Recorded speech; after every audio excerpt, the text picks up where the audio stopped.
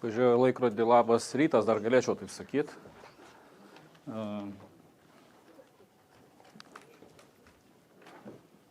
Matot mano pranešimo temą. O Struktum konferencijos tema yra ikoniška architektūra žmogui pirmiausia ir miestui. Tai kad jūs išjudint šiek tiek. 5 esu pasiskaičiavau, tai kas jūsų manimų lemia, kad pastato ikoniškumą ir daro įtraukos objektų? Čia nėra neteisingo atsakymų. Jeigu galėtumėte iš auditorijos bent keletą hintų. Fasadai. Kas dar? Originalumas. Ok, dar? Išskirtinumas. Vieta. Dar? Veiklos. Ok. Ašgi neturėjau auditorijos prieš save, kai ruošiausi, tai padariau paprastai. Paėmiau ir paklausiau Copilot. Ir Copilot man išmetė šituos 5 atsakymus. Tai iš principo, ką jūs sakėt, viskas yra teisinga ir galima būtų paslėpti po vienu šitų teiginių. Tai aišku, pirmiausia, funkcija ir kontekstas. Tai pastato išskirtinumas yra tame, kai jisai geba turėti ir derinti keletą funkcijų. Vieta, kurioje jisai yra vizualinis patrauklumas, be jokios abejonės, žavi išskirtinės formos, kažkokios paslėptos detalės, galbūt paslėpti kiemelį ir panašiai.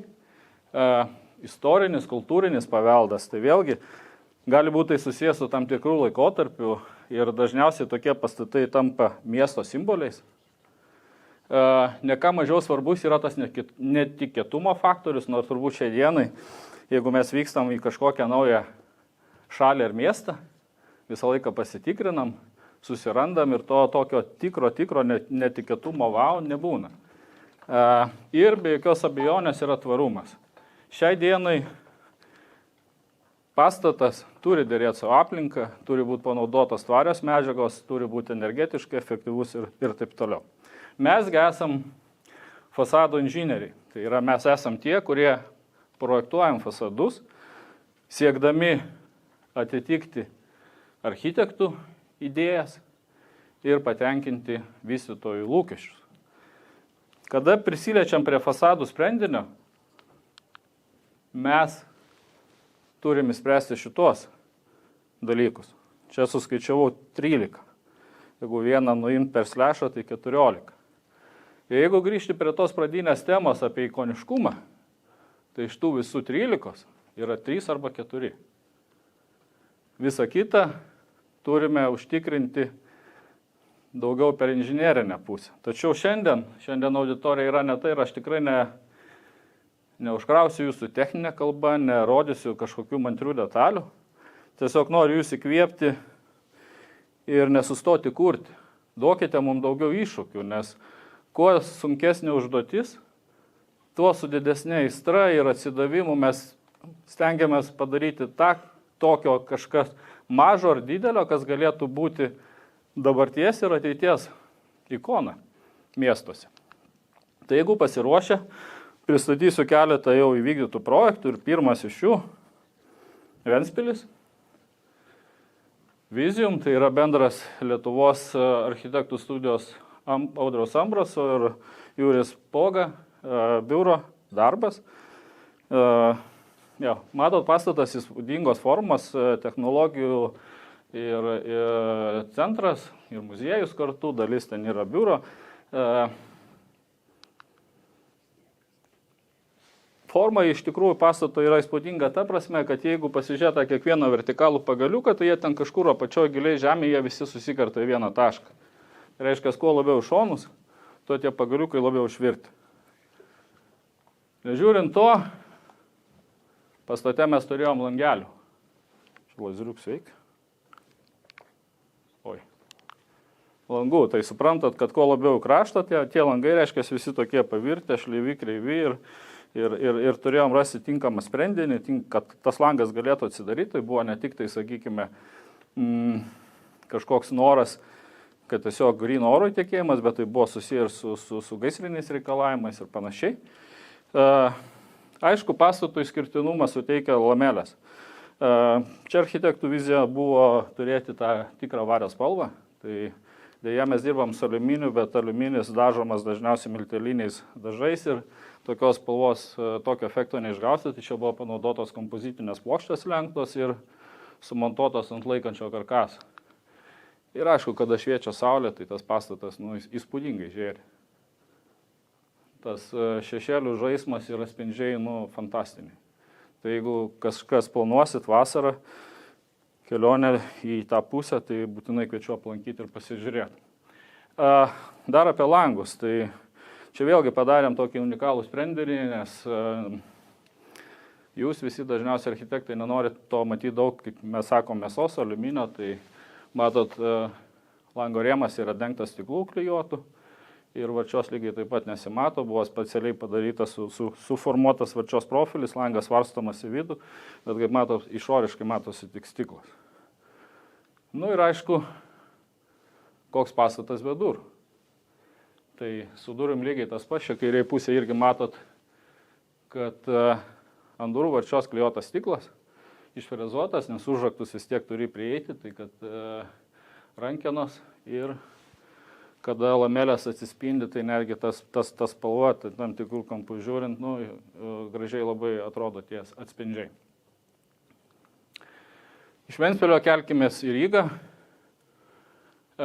Projektas Archis Architekti, tai yra Latvijos architektų darbas.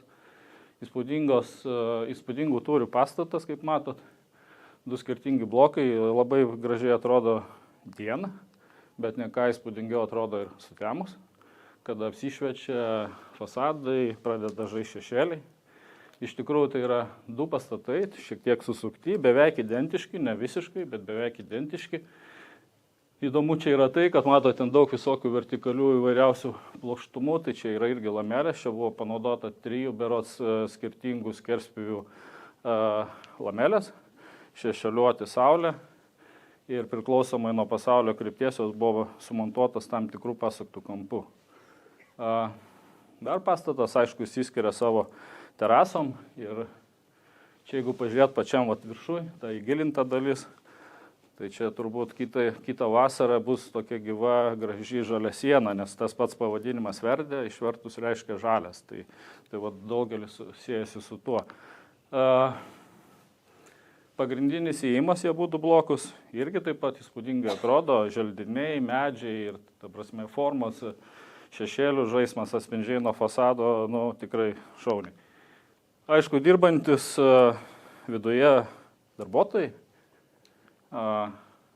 turi labai gerą garso komfortą, nes labai geri akustikos reikalavimai, ir kada pakelia darbą nuo darbo stalo ar pasisuko nuo monitoriaus, tai per langus mato labai gražią Rygos miesto panoramą. O per pietų pertrauką, ypatingai vasarą arba šiaip geresnių metų laikų, tai terasose yra įrengtos tos poilsio zonos. Tiesiog papietauti, išgert kavos ar vėlgi pasimėgauti vaizdais nuo terasų. Iš Rygos kelkimės į sostinę, šitą pastatą turbūt žino tik iš skausmo, Greenhallas 3, bendras Arrow Architects ir Archinovas kūrinys. Man šitas pastatas iš tikrųjų savo to pagrindinių fasado asocijuojasi į bangą. Jeigu pasižiūrėt iš viršaus šiek tiek, tai matot Neries vingis ir iš apačios ta banga tokia palei vingį kylanti. Ir čia ir buvo mūsų tas didžiausias iššūkis rasti tinkamą sprendinį, kad išgauti tą bangos efektą. Ir aišku, ne ką mažesnis buvo iššūkis mūsų partnerių, kurie turėjo visą tai sumontuoti. Po ta banga apatinė labai gražiai buvo paslėptas, užmaskuotas pagrindinis įėjimas į ofisą. Ir dar ką norėjau pasakyti apie lamelės. Vėlgi, tas trendas turbūt yra toksai, kad daugelį pastatų paskutinių savo projektų matom lamelės, bet čia šiuo atveju jos dar turi maskuojantį tikslą, reiškiasi, nes jeigu pasižiūrėti į pastato fasadą truputį iš aukščiau, tai lygtais matosi paketai rombiniai, bet iš tikrųjų jie visi yra trikampiai, tam, kad išgauta fasado tokį lūžį. Tai po kiekvieną tą šviesią liniją yra dar dalinimas, reiškia, visi stiklo paketai yra trikampiai ir jeigu pasižiūrėt čia apatiniam kampe profilis visiškai vertikalus, o tam tolimajam kampe jis yra išgriuvęs 30 laipsnių. Tai va taip kiekvienas pagaliukas po 1 laipsnį ir griuvo į išorę. Nu ir aišku, stoglangis. Lygiai taip pat. Netradicinės formos.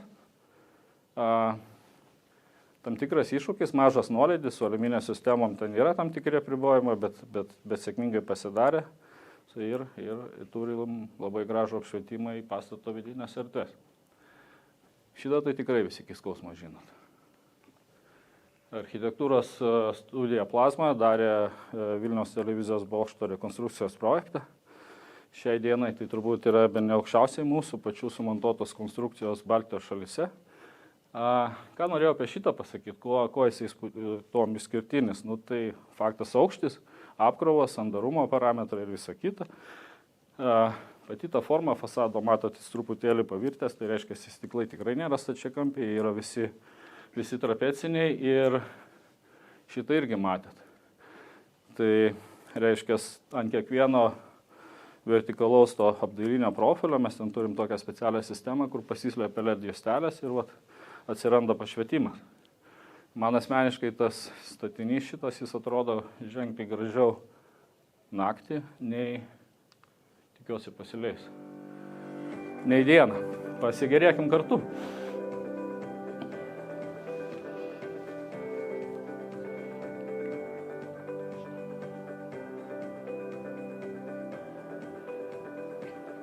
Atstumas tarp tų vertikalių apšviestų profilių jis yra pakankamai didelis, bet kada mes žiūrim iš didelio atstumo, tai iš tikrųjų mes galim matyti kaip ekraną. Galima netgi transliuoti tam tikrą žinutę. Šiuo atveju, kiek man teko stebėti, tai visą laiką yra žaidžiama skirtingom spalvom, bet iš tikrųjų tai galima transliuoti vaizdą, ta prasme gyvą vaizdą.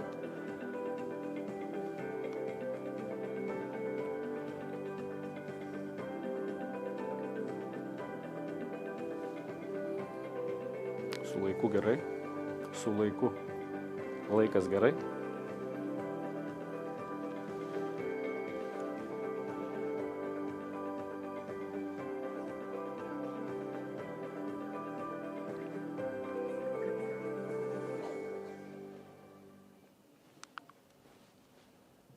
Grįžtam atgal į Rygą. Bendras 2 Latvijos architektų biuro darbas, Sarmo Nordai architektai ir Lauder architektai.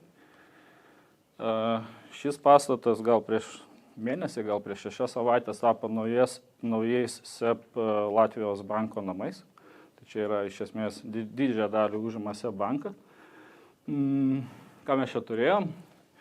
Prirašyta daug sistemų, bet iš esmės mes čia turėjome vadinamą elementinių fasadų sprendinį, besikaitaliojantį su tradiciniu surenkamų fasadų, tai yra iš esmės panašu, ką matėt prieš tai televizijos bokšte.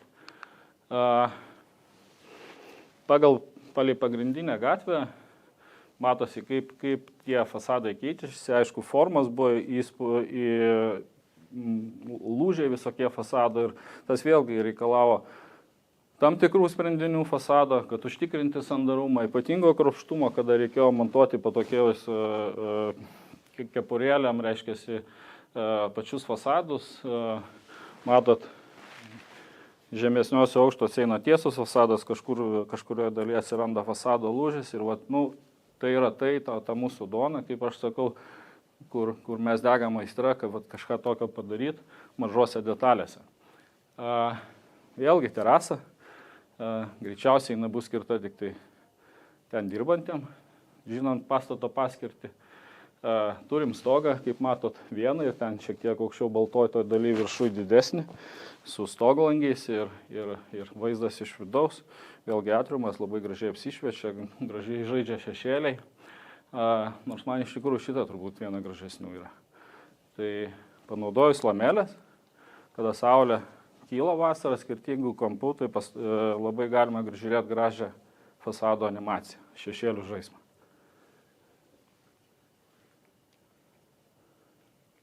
Kas jį mato ten dangui? Ką? Žaismą šešėlį. Nuo terasos tikrai matosi. Ok. Jo, ir kad šitą nuotrauką turbūt iliustruoja tai, kad čia dirbo dvi architektų kompanijos ir jeigu pradėti tavo vidinių kiemų, ką mes čia matom dar kol kas statybos stadijoje, bet jau pabaiga ir bėgant pastato perimetru, matom, kaip tie fasadų sprendiniai keičiasi ir tas turbūt simbolizuoja tą patį pastato pavadinimą, kur sateklės latvių kalba reiškia išvertus į lietuvių kalbą sankirta arba santaka. Tai yra vieta, kur susikerta skirtingos upės, susikerta skirtingi keliai ir aišku susikerta unikalūs fasadų sprendimai.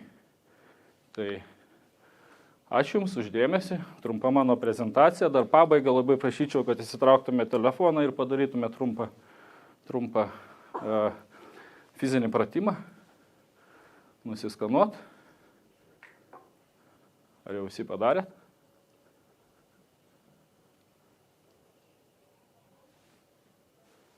Jeigu taip, tai dabar žinosit, kam kreiptis, kai turėsit klausimų apie fasadus. Ačiū Jums labai.